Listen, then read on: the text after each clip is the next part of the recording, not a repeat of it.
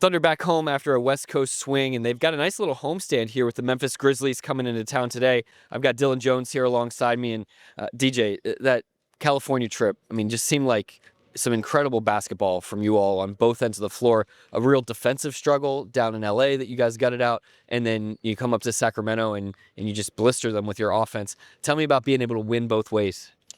I think, the Cali trip was a good trip for us. It was a good opportunity for us to improve. The Clippers, credit to them, real tough, gritty, physical team, experience. And they was able to kind of, I won't say introduce us to the playoff field, but we know that's kind of what the games are going to be catered towards. And there was a good introduction to that for our team. And, as the game was swinging multiple ways, we was able to stay with it and fight through it. And I think it's just a real great, resilient win for the group. And then, we go and play our last game, and it was just a real good offensive clinic from our team. And it was just based on ball movements, trusting the system. We had some guys banged up, Queso and Wiggs, but, the guys that played, we did a good job of just sticking with the game plan and just doing whatever coach asked us to do. And that's really what it was. But our system looks different in a lot of different nights. And I think, Sacramento was more of an offensive, clinic, like you said, but got to find multiple ways to win as we get later in the season. Those two teams and then this Memphis squad that you're going to play tonight, they're all fighting for their playoff lives. What's this like, and what have you learned over the course of the season about NBA preparation? What you guys put into it at Shootaround and just before the game as you do some prep and film study. What is that like for you, and what have you learned? Well, one thing I've learned is that, college is like all these 3-hour practices, prepping teams, knowing plays. NBA is a lot more mental focus and things that you got to do. And also I would say it's more about, understanding what we're trying to accomplish as a team and just trusting in those values. Those one of the main things I learned because, teams are going to do a lot of different things night to night, different players. But if we keep the basis and the senses of what we're trying to do as a team the same, then we'll be in a really good spot. So it's just up to us to follow the scout and what our coaches put in front of us. And, as it gets later, sense of urgency goes up in teams, and we just got to be prepared for it. It seemed like you were so totally prepared and primed to play in that game in Sacramento. How did that feel? Because you were brimming with confidence. You really seemed to pack a punch. I think it's just, honestly gaining confidence from a game like the Clippers game. Yeah. Playing a team like Sacramento right after them, it was a really good challenge for us, and I think we succeeded in a lot of different ways. It's nothing more than a confidence lift when you go up against a tough team and you earn a win. The Clippers didn't just give us a win; we had to earn that win. So going against Sacramento, I think it was just us going off of the confidence of that game, and that's why it looked like it looked. But we've seen Sacramento a lot. We knew that they had played Boston the night before, so they were going to be ready to play, and we just had to bring our best energy, and that's what we did. How about you personally? Because it just seemed like you were kind of shot out of a cannon in that game as well. I think me personally just trying to stick with, everything I've learned over the course of the year. Being with the Blue, being here with the Thunder, different experiences, ups and downs, just kind of trying to stay with the flow of everything.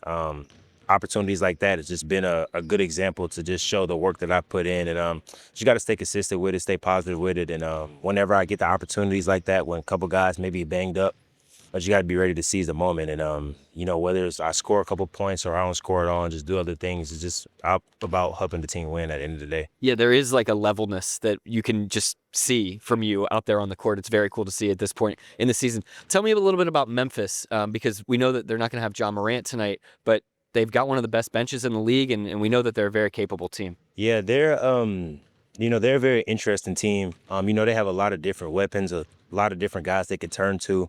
With Ja being out, they still got a lot of main engines in Jaren Jackson and Desmond Bane, but they also got a lot of really good young players. They're similar to us in a lot of ways with the depth that they have, but they'll be ready to play.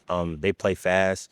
When Ja's out, they play free. They play free flowing, and they just kind of just lean into their pace on offense. And it'll be a transition game, and we'll have to match that energy for the game. But nothing really changes with Ja out in a lot of different ways. He has the ball a lot when he plays, but when he doesn't have it and when he's not there, they just kind of lean into their offensive pace, and it'll be a good game. Really fascinated to hear you break that down. Thank you so much for that. Should be a great matchup here tonight. That's Dillon Jones. I'm Nick Gallo, and this is Thunder Basketball.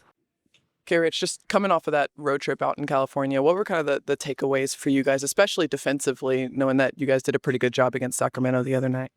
Yeah, I thought both games we played pretty well, especially on the defensive side. I think either third or fourth quarter, we kind of let the game like slip away a little bit, but we were able to get back on track. And just even being undermanned, guys are stepping up and just locking in and buying into the game plan. I feel like between you and Lou, you guys were really able to contain DeRozan in that other night. Just what was key in limiting him when you're going up against a guy like that? He's super tough to cover because he's a vet and he's been doing this for a while. He knows how to draw fouls, especially on jump shots. So just gotta, I guess, not foul on a jump shot, get a contest, and just hope he misses. So he was missing other day. Curious, I know you guys have tried to for a while now play this brand of basketball that doesn't waver no matter who's in the lineup. But you look back to Boston, you win without Dub. You've been winning without Dub. You miss Chet. Like, what is it about this team that's been so successful while so many guys are like in and out of the lineup? I think it's just our preparation. The coaches do a good job of putting us in position, to be successful and to step right in and to play our roles. Everybody on the team knows their role. That's one of the main things. And we got a bunch of guys who can play. You know what I mean? You've seen it over the last few games. And that's not even just, 1 to 10. It's 1 to 16. Even the two-way guys can step in and play, like you've seen with BC and Dillon. So just having confidence to go in and play your role and just do what the team needs. And obviously, you got 10 games left. Maybe that's not an insignificant amount, but being clinched the top seed, you've been clinched the playoff spot. Like, what does it feel like you're playing for these last 10 games or so? We're definitely playing for something. We're playing to get better as a unit, as a team. There's still areas of growth for our team, still ways to improve. So every game we're gonna take serious, and we're not gonna look ahead. We're gonna focus on tonight's game, and when tonight's game is over, we're gonna focus on the next game. So just continue to get better each game because I feel like we got a lot of room for growth.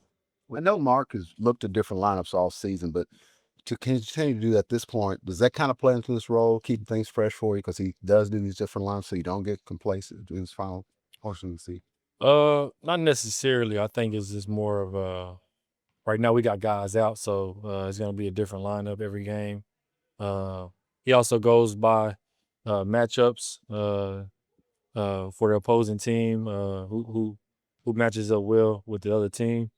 We do a good job just staying ready. That's, like I said, 1 to 16.